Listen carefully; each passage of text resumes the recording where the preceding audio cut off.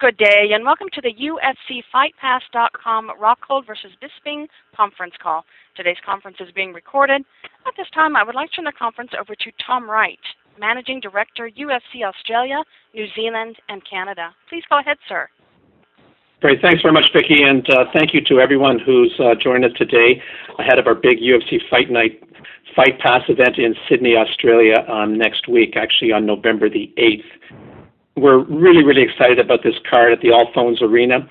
We've got some great fights lined up featuring a great mix of local talent, UFC veterans, and of course the hotly anticipated main event, 5 rounds between the bitter rivals and middleweight contenders, number 5, Luke Rockhold, and number 9, Michael Bisping.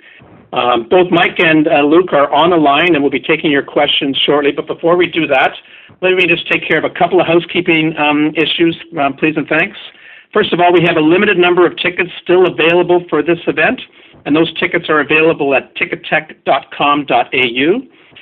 This event is going to be streamed exclusively live in most parts of the world on UFCFightPass.com, the UFC's digital streaming service. I'd also like to remind everyone on the call that while the event takes place on Saturday, November the 8th in Sydney, time zones being what they are, the event will be live prime time in North America Friday night for UFC Fight Pass subscribers in North America. The main card will actually start in Sydney at 2 p.m. on Saturday afternoon, the 8th, but it'll be live on 10 p.m. Eastern on Friday night, 7 p.m. Pacific on Friday night, November the 7th on UFC Fight Pass. I'd also like to remind everyone before we start the call, we've got a great night of exclusive live fights on UFCFightPass.com this Saturday, November the 1st, with the entire Invicta FC9 card headlined by the flyweight title fight between Barb Honchuk and Takeyo Hashi. So with that said, I'm going to open up to the media for questions, and I'll turn it back to you, Vicki, to moderate that, please. Thank you. If you would like to ask a question, please signal by pressing *1 on your telephone keypad. If you're using a speakerphone, please make sure your mute function is turned off to allow your signal to reach our equipment. Again, press *1 to ask a question. I'll pause for just a moment to allow everyone an opportunity to signal for questions.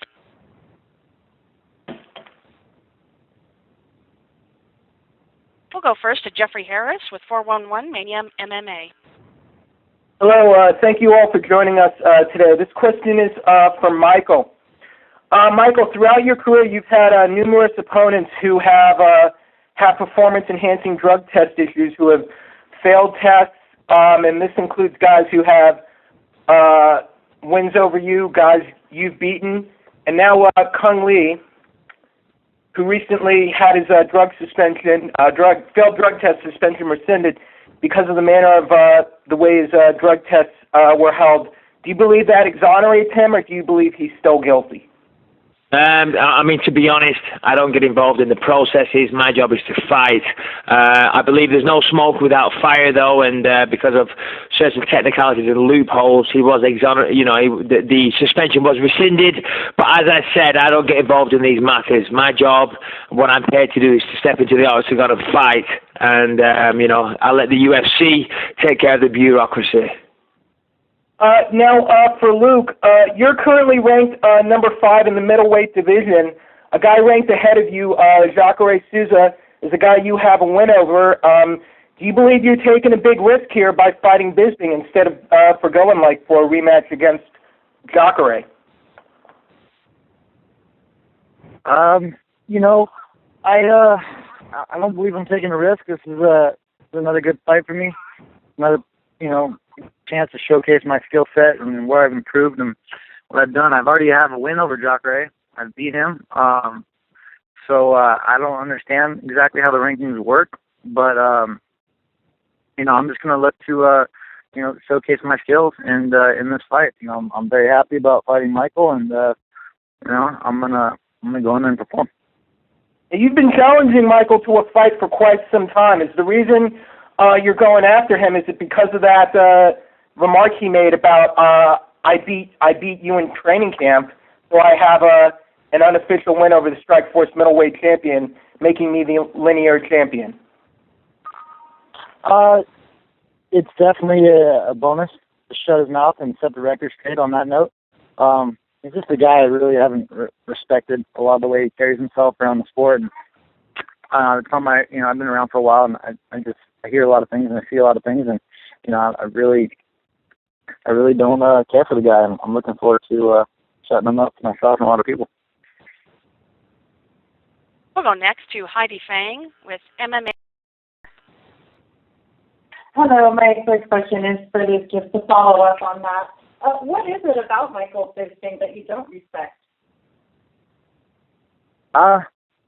He just seems to not be a nice, genuine guy to most people. I mean, he only carries himself to is nice to people. Seems like to further himself and people who are going to help him. I haven't really heard a lot of bad things about him. Just not being nice to the average Joe, really. I mean, you got to treat people the way you want to be treated, and he just it seems like he's a prick everywhere in life. So I don't know what he's not happy about. But I'm looking forward to making everybody else happy. Well, allow me to shed some light on that situation, because Luke, I'm not sure if he's aware of this. This is a fucking conference call, so you're supposed to talk and try and be a little bit eloquent and get your side of the story over. Luke, I don't know you. I don't care for you. We haven't shared a single proper conversation, so you're basing your facts, or what you presume is facts, on absolutely nothing, on fresh air. We have had one conversation of the sparring match in question that everybody talks about. You don't know me. You don't know me as a person, so kiss my fucking ass, you lanky piece of shit. I'll see you in Australia, you asshole, and we'll put it all to bed then. For the both of you, just to follow up on that, you seem to both be going in with high emotions into this fight. Do you feel that's risky in a fight with these type of stakes? I suppose Rockhold first. I'm sorry, I couldn't quite hear everything. There's a little bit of talking back on people walking out. Oh, just going into this fight with these types of emotions, do you consider that a risk? As you can see, the way I've carried myself in our conversations and face-to-faces, I'm not really too emotional. You want to see me emotional, go back and watch my Belfort lead up in the fight. I was pissed. I was emotional. You could see it in my eyes, and I'm very comfortable and relaxed, and that's never going to happen again. I'm never going to let emotions get the better of me. And, I'm just, I've done my work. I've worked my ass off in this whole training camp, worked with some of the best guys in the world, and I've prepared, and I'm better than I've ever been. I'm going to go out there and just do my job. And for Michael, you seem very upset there with Luke, and had some choice words for him there. No, I'm not upset for him. I'm not upset about any of his remarks. Anything that Luke Rockhold said doesn't really register with me, to be honest. The guy is just trying to jump on a bandwagon. Oh, I'm doing this for the sake of everybody. He's such an asshole. No one likes him. Nobody has any right to base that opinion on anything, because when I'm outside of the octagon, I'm at home with my wife and kids. So I don't know where he's basing this whole bad guy image on. Regarding emotions, not at all. I'm going down here to take care of business. Luke Rockhold is not somebody that I obsess about. He's not somebody that I care about. He's not somebody that I wake up in the morning and think about. I'm here to do my job, to put on an entertaining fight for the fans, and I've done that throughout my entire career, and this will be another occasion where I will do that. I'm going down to Sydney to take care of business. Yes, of course, I get to shut this guy up in the process, so that is obviously a bonus. But, as I say, I'm all business. I'm going to go down there, put on a great fight, give everybody what they want to see, and I'll get to show him up in the process, so it's a plus. We'll go next to Dave Meltzer with Wrestling Observer. This is I guess mainly for Luke, because I actually have talked to Michael about this before. What is your side or recollection of what happened in China? I think it was the night after the Kung fight with Michael, and I guess you were I don't know if it was a coffee shop or it was at breakfast or something. I mean, what's kind of like how do you remember that incident? Well, the morning after the fight, everyone's packing up, getting ready to go. I had my bags, and there's a little coffee shop on the way out from the elevators. I walked down to get some coffee, and it's kind of isolated little zone. And I'm starting to get a cup of coffee, and I look over, and of course Michael's sitting right there with his dad and his little friend. So I'm trying to order this coffee, and this little guy is just staring at me and just blabbing, like running his mouth, like just trying to egg me on. And I'm like sitting there, I'm like trying to ignore the little guy, and it's completely unavoidable. I had to get my coffee and walk right by him as this little guy is just staring at me and like trying to talk to me, and like I had no choice but to butt in. So I basically, just like I said, I don't lie, I don't embellish how I do things. I turned, I put my hand in straight. I stood right in the middle of the conversation. I put my hand in. I was like, gentleman's bet. I was like, I said, if I don't finish in the first round, you get half my purse. And he's like, and then he immediately went on the backtrack saying, whoa, look here. I made this much, and now they're trying to throw us. I was like, I don't care. You want $100,000 on top of your paycheck. All you got to do is get out of the first round. From then on, he blew it all out of proportion, jumped up in my face, and tried to say, oh, I'm disrespectful, tried to turn it into a very disrespectful thing. And then I, of course, stood my ground and snapped back at him. But, it was very, I'd put my hand out, gentleman's bet. That's how I offered it.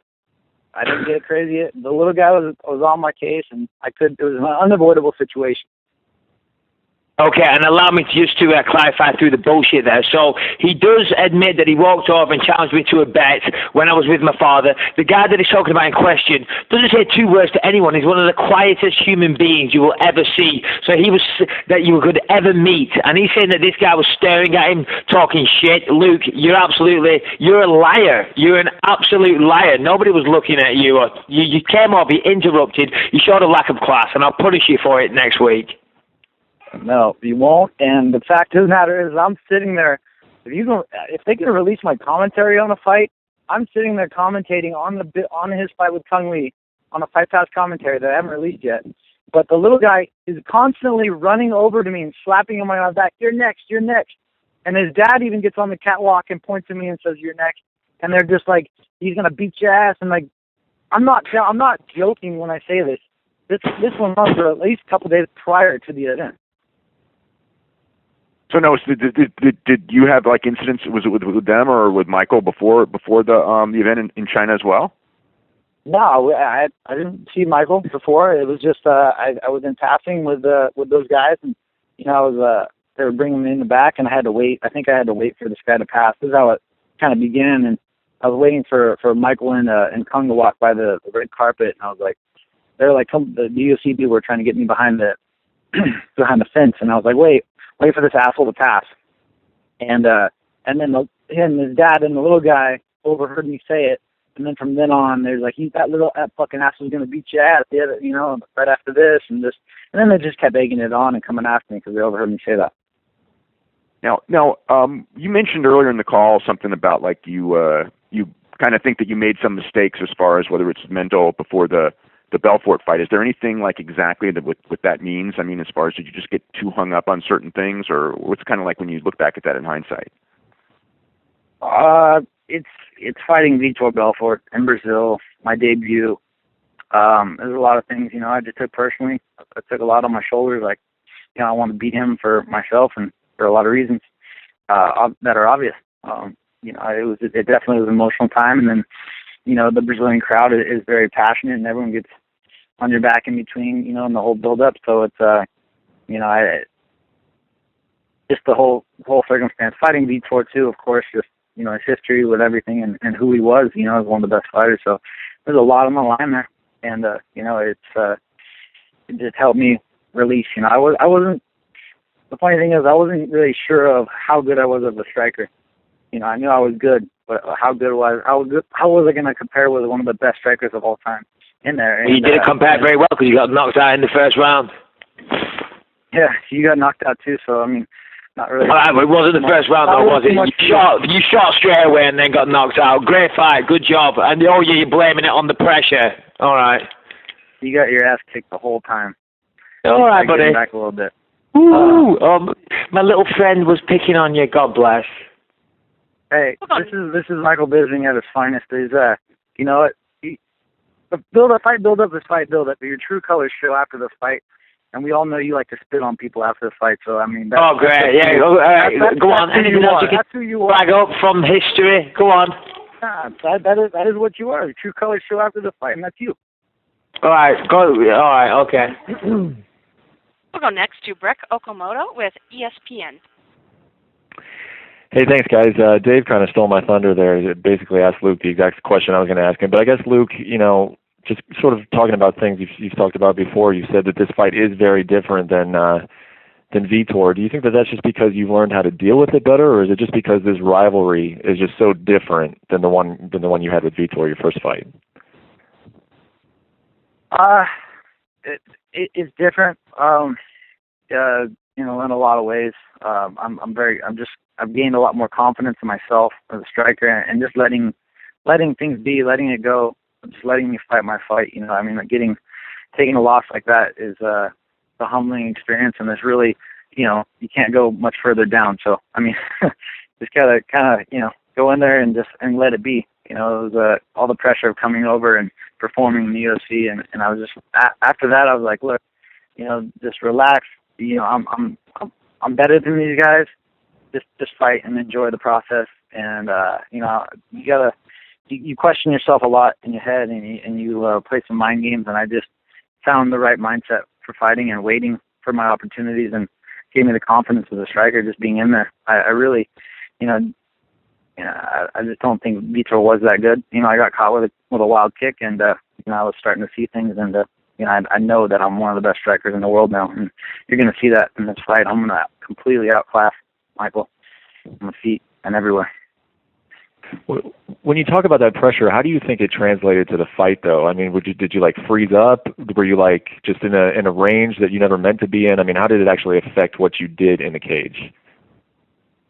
If you see me in the cage, I was nervous, about his speed and his striking, and just emotionally invested. I was staring at him across the cage, just mean mugging him the whole time, and just it's a crazy experience being out there in Brazil and fighting him. And I was just psyching myself up in the wrong way rather than just relaxing and seeing things. I was just my eyes are just pure red, and I was just coming after him like crazy, man. When I should have just relaxed and saw everything coming and waited. It kind of just clouds your vision when you act like that. And the realization that I really gained, in sparring too. When I would get pissed and aggressive, it brought out the worst in me. And then I started to relax. I had some crazy guys in sparring that I learned how when I relax and I wait, I'm a lot more dangerous and a lot more precise.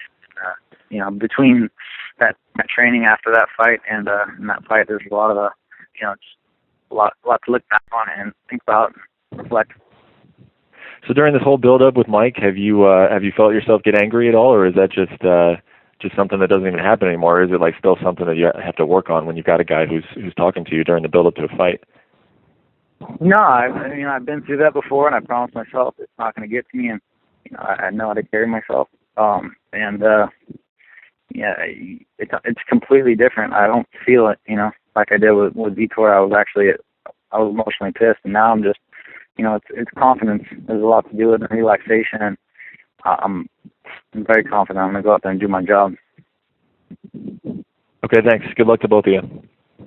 Thank you. We'll go next to Stephen Morocco with USA Today. Kind of a follow-up question for Luke.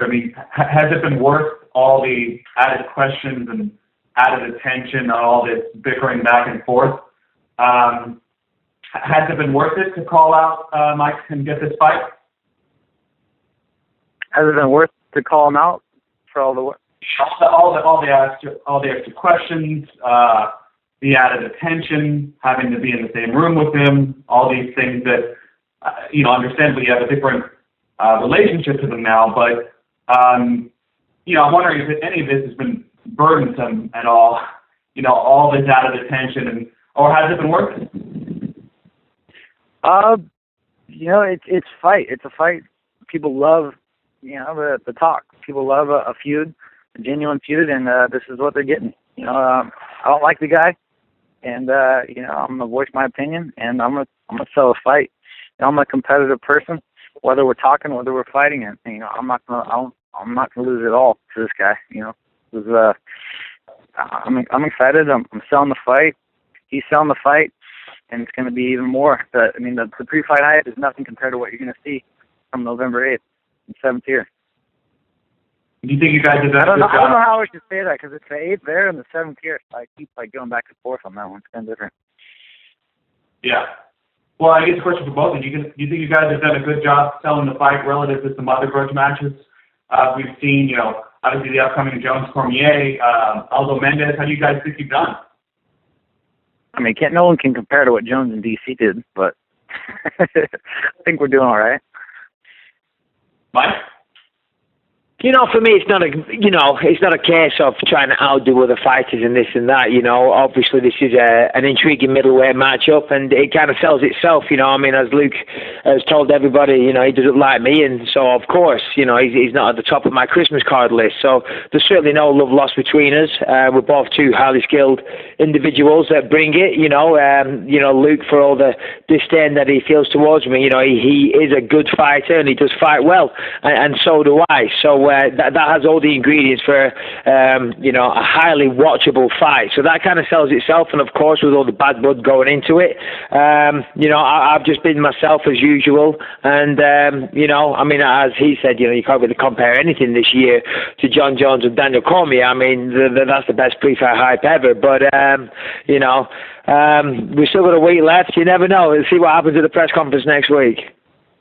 Can I, just one more, if I could. I'm wondering what your respective understandings are of the middleweight pecking order right now. Like, where do you guys see yourself in the division? What's this fight for? Maybe starting with Mike. Well, obviously you've got Vitor and Weidman. They're going to settle things in February, I believe. Luke, since he came to the UFC, his last two fights, they were good victories, and people are talking about him possibly being the next contender. Obviously for myself, it's just one fight at a time. If I beat Luke, when I beat Luke, I think that puts me in a very, very good position. Of course, there is some other good talent out there that's making a case for it. Machida, obviously, Machida's always a perennial contender, but he just had his shot, so it kind of takes him out of it for the immediate future, I think. There's Jacare, but Jacare, I'm not sure if the UFC are too excited about that. So who knows? Fingers crossed I get a good performance against Rockhold. I believe it puts me right in the mix. Does it guarantee a title shot? Not necessarily, but as I say, I believe it puts me right in the mix. Yeah, he said it pretty well. For me, on my end, I got to go out there and win. I got to win impressively to really step my game up and separate me as the number one contender, and that's what I plan on doing. I can't go squeak a win out. I got to go perform, and that's what I do. It's not about beating Bisping. It's about being the best fighter in the world for me, and I train every day to be that guy, and that's what I'm going to go look to perform and show. Once again, that is *1 on your telephone keypad to ask a question or a follow-up question.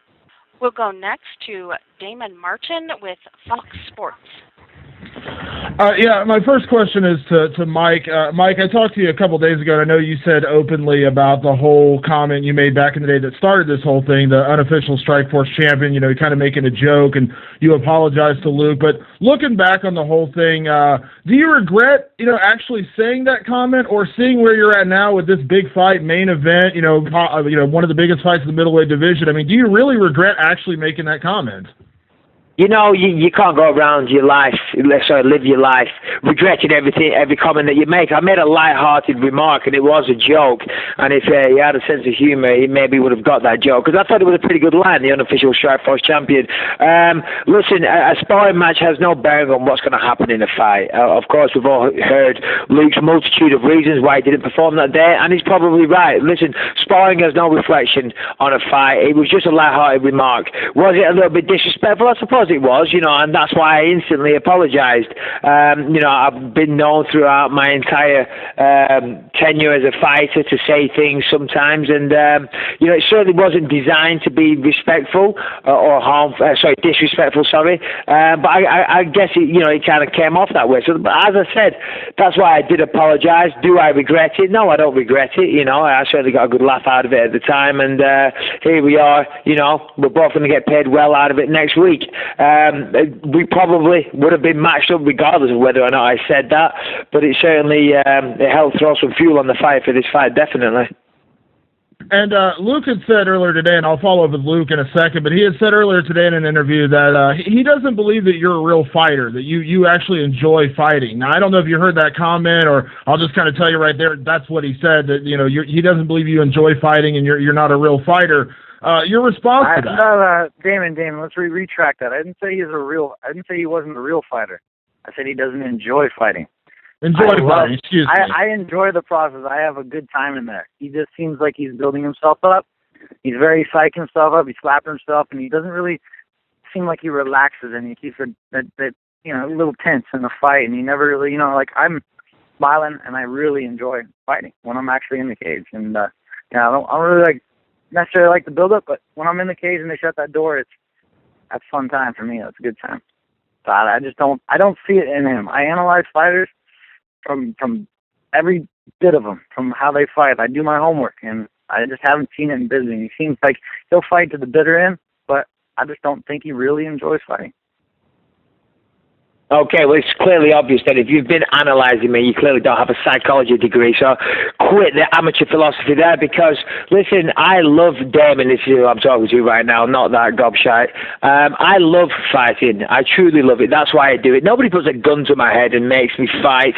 I don't do it out of necessity. I don't do it because I have to do it for the money or anything like that. I truly love doing this. I've done it since I was 8 years old. 8 years old, I first walked into a jiu-jitsu gym, and at the end of it, we put the gloves on and we started boxing, and that's what really set my imagination on fire and kept me walking into the gym every single time. And that's why I always turn up in great shape for my fights, because I love to spar. Sparring is my favourite part of it, and I never shy away from any challenges. I love fighting. I feel alive when I do it. It puts a smile on my face, and I was put on this planet to be a fighter. So, the guy's clutching at straws at best with that comment.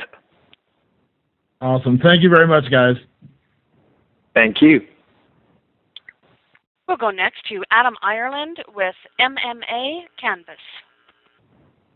Hi guys. Adam Ireland here. Michael, quick question for you to start. Will you be training out at Western Sydney with James Tahuna? I know you've trained with him in the past. Yeah, no, that's right. I have trained out there in Penrith and with Tahuna and those guys before. No, on this occasion I won't be. I'm coming in a little bit later than what I have done in the past. The last two times I fought in Australia, I was living in the UK. So as you guys know, there's a massive time difference and, a full 24 hours of travelling. So we typically came out a few weeks before. This time I'm coming out 8 days before, and the time difference, whilst there's still a decent time difference, it's not as extreme as it is between the UK and Australia. So, all the training will be done, and when I get out there, it will just be a case of staying sharp, staying fresh, shadow boxing, things like that. So I won't be heading out to Penrith and working out with those guys. Okay, cool. And a question for both of you. The co-main event is Ross Pearson and Quinta. And then you guys facing off as well. It's almost like a bit of a USA versus UK battle, but in Australia. So I'm interested to know from both of your perspectives, who has the home field advantage, do you think? That's a good question. Maybe get Michael first. Okay. To be honest, it's kind of a difficult one, because you guys, you're a member of the Commonwealth, but you don't like to act like it, because we're such great sporting rivals. The first time I fought down there, I was expecting a cheer, but, I got booed quite heavily. On my return, in the next one, you guys kind of came on board a little bit, and I kind of got cheered. On this one, I kind of get the feeling I'm going to get cheered here. Hopefully, I should have the home side advantage. But ultimately, when you're fighting, when you're in the octagon, that's not important. It's just you and your opponent. And once that door shuts and the referee says fight, it doesn't really matter. Of course, it's always nice to get the adulation of the crowd, but it's not essential in winning or losing a fight. Regarding the co-main event, again, that's a fantastic matchup. Two great strikers. Of course, I'm a big fan of Ross Pearson. I love the way he fights. He always brings it every time. So whilst I'm sure me and Luke are going to deliver in the main event, the co-main event is not to be slept on either. That's a fantastic matchup. Ally Quinter is the perfect matchup for Ross Pearson to bring out the best in both fighters. You're going to see a lot of boxing, a lot of body shots from both of those guys. So yeah, and it's a great fight card from top to bottom as well. But home field advantage. Listen, I'm going to go out on a limb here and say I've probably got that. Is it important? No, it's not. Okay, awesome. Luke, what are your thoughts? I'm going to bring everyone to my side after the fight, and that's all that really matters. I'm sure I'll have some good support out there, and probably have some haters. That's how the fight game goes. But I'm gonna make a lot of fans after this fight, and that's all that matters. Okay, cool. And my final question is, I'm just not sure if you guys are aware that recently there's been a lot of media attention in Australia on mixed martial arts, specifically, basically in Victoria, which is one of the states here, that it's actually banned. MMA is banned in a cage, but they allow it to happen in a boxing ring. Now, we've got an election coming up, and it's actually dominated a lot of headlines. We're about 10 years behind the states in terms of the perception of the sport. So this fight has come at a really important time. Luke, you first. I'm just interested to know if you know what's happening down in regards to the sport, and if so, I guess what your part is in helping the right perception in Australia. Yeah, it's a very unfortunate situation. It's going to be a lot more dangerous to fight inside a ring. A lot of bad things can happen. And the perception of a cage being what they believe it is definitely far from true. It's very false, and it's our job to go out there and carry ourselves like professionals inside the cage, and show them that this is a sport, and it needs to be treated. And we carry ourselves like professionals. You're going to see a very professional, clean fight, and hopefully we can help build MMA and get it legalized in Victoria. Awesome. What do you think, Michael? Yeah, well, it's all about education. It's all about educating those people that have a negative view about it. Of course, from the outside, if you don't have the facts and you're a little ignorant about the sport, there certainly is always going to be negative connotations that you could attach to it. You could say, this is, they fight with small gloves and you're allowed to hit them when they're on the floor. They fight in a cage. And when you look at these things, it's easy to build a negative image surrounding the sport. But if you expose these people to it, they learn a little bit about it. They learn the safety records. They understand why we implement an octagon as opposed to a boxing ring. Then you look on it a lot more favourably. And I think that if these people that are against it, they come out to the fight next weekend, they'll see highly trained individuals. They will see a highly well-run, the best sporting organisation in the world, running the best sporting event, and the level of professionalism is absolutely through the roof. And as we said, it has a fantastic safety record. So it's all about education and exposing these people to it. And I invite them to come out and watch the fight, see what we do, and I'm sure they'll have a great evening, and they'll forget all their, all their judgments that they had before. Awesome. Thanks, guys. Adam, it's Tom Wright here. Just to echo what Michael and Luke have said, I think they both express themselves extremely well. The truth of the matter is that we do have an opportunity, literally 3 weeks before the election in Victoria, to demonstrate, in a state very right next door to Victoria, obviously in New South Wales, where Sydney is, to be able to demonstrate the professionalism, the focus on fighter safety, and the fact that there isn't a better organization in the world to put on our events than the UFC. And that we take our sport very, very seriously, but we also want to make sure it's a fair fight, which, of course, the octagon is a level playing field, as you well know, as opposed to a boxing ring, which is not style neutral. And I think this is a great opportunity for us to demonstrate that and to have an opportunity to speak to the educational points that Michael mentioned, and to demonstrate the professionalism that Luke speaks to. So we're very much looking forward to. There's a whole fight week of events that are scheduled for Sydney when we are there next week, and that provides us with many opportunities to demonstrate just how short-sighted and the positions that have been taken by those uneducated individuals in Victoria. Thanks, Tom. I appreciate that. I'll catch up with you all next week. Cheers. We'll go next to Alex Schlinsky with MMA Mania. Hey guys, how you doing? Thank you very much. I just wanted to know, Bisping, you've been so close to the top multiple times, and yet you never really reached that apex. You never got into that title fight. We know that a fight with Rockhold, a win over him, would really boost your chances to get towards the title fight. Do you think that maybe the psychology going in, maybe getting him, riled up beforehand, is going to help you to get to a title fight by making this a bigger fight than it is? That's a good question. Only Luke can really answer that. I'm focusing on what I do, and perhaps in the past that's been my downfall, focusing on my opponent too much, thinking too much about them, obsessing over them, thinking about how they're going to approach the fight.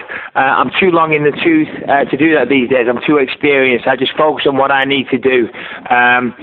Certainly one area that I've made leaps and bounds in is the mental preparation. Obviously this is a very physical sport, but it's there's a huge psychological and mental aspect to it, and I've really made gains with that over the last couple of years. Certainly in the last 12 months, I'm understanding a lot of things a lot better now.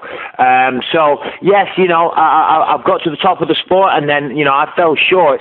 But I think the fact that I've been there so many times is a testament to my fighting ability, my character, and my will to win, which says a lot for a guy that apparently doesn't like to fight. I've been there several times. Most people only get there once. I've dusted myself off. I've come back a better fighter.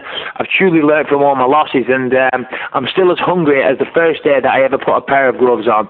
I still want to be world champion. I know I can do it. I'm physically in my prime, and I'm mentally better than ever. So, it's all to play for, and I still dream of being world champion, and that all starts next weekend. I'm one of the top guys. I've been here for a long time, but I'm not going anywhere yet. Awesome. I wanted to know both your reactions to when you heard that Chris Weidman was injured and the middleweight title fight was once again postponed. We know Vitor was really upset. He wanted an interim title fight. We know that we got Jacare and Yoel Romero potentially fighting. You two are fighting next week. There's kind of a logjam at the middleweight division. When you see that, the champion's injured, is that frustrating to you guys? Go ahead, Luke. You can go ahead first. It is what it is. Weidman's fought. He's had a couple fights in pretty close proximity. Not too bad, but it's a small delay in the big scheme of things, and a lot of champions have been out a lot longer. So it's just someone needs to separate themselves as the elite contender, number one contender, and that's all it's doing really, is giving more time for one of us to separate themselves, and that's what I want to do. That's what I'm here to do. Ultimately, that's the way the sport goes. It's an unforgiving sport inside the octagon and outside of the octagon, and injuries are common. As Luke said, it wasn't a massive setback. It's going to delay it by a few months, yes, but in the grand scheme of things, it isn't really going to matter. Vitor is the number one contender. What were my feelings when he got put back? My feelings were this. My feelings were that is a huge, it's of a huge benefit for Chris Weidman, simply because Vitor was on testosterone replacement therapy for a long time, and that does take an impact on your body and the amount of muscle mass that you carry. And the longer you were off the extra testosterone that you were prescribed to take by a doctor, we shall say, of course, the longer you're off it, the more physical changes your body will make. So I think there's going to be, I'm not sure when Vitor's last fight was, but we could be talking over a year where he hasn't been on, the prescriptions that he was on before. So I think the longer it goes until that fight happens, the more benefit Chris Weidman has. Vitor's going to be weaker, slower, not as strong, things like that. So that was my initial thought. Interesting. Assuming you're not taking anything. Luke, we went earlier. We spoke earlier that you said that you've beaten Jacare before, and yet he's still ranked higher than you because he hasn't lost in the UFC yet. Do you think with a dominant win over Bisping this week, you are able to, leapfrog him through all this promotional hype, through the rivalry with Bisping? If you do get a finish, you can get past him. I don't know, man. I have no idea how they make these rankings and who makes them, and what the guidelines are, if there are the guidelines.